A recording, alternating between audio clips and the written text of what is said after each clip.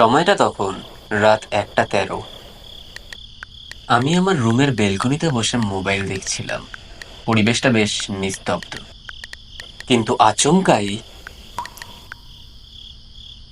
এক রক্তবিন্দু পড়ার শব্দ আমার কানে বেজে ওঠে। আমি সেই মুহূর্তে ভয়ে স্তম্ভ হয়ে গিয়েছিলাম।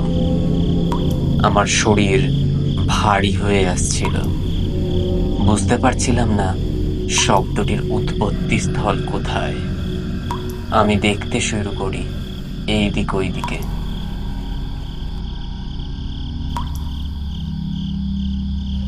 আমি নিজের স্থান ছেড়ে উঠি।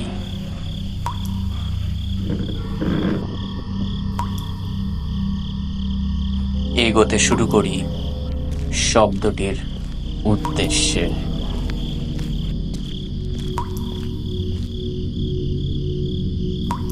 আস্তে করে হাত বাড়িয়ে দরজাটা খুলি আমার নিজের ঘরের।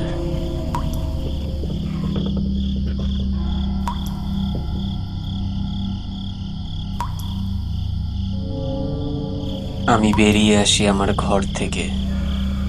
শব্দটা তখনও আমার কানে বাজছে। আমি খুঁজতে শুরু করি শব্দটি। বুঝতে পারি শব্দটি আমার রান্নাঘরের থেকে আসছে।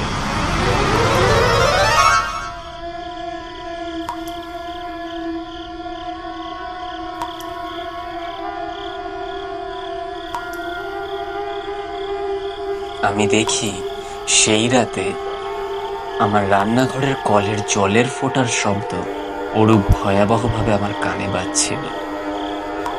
কিন্তু আমি ভয় পেয়েছিলাম প্রচণ্ড।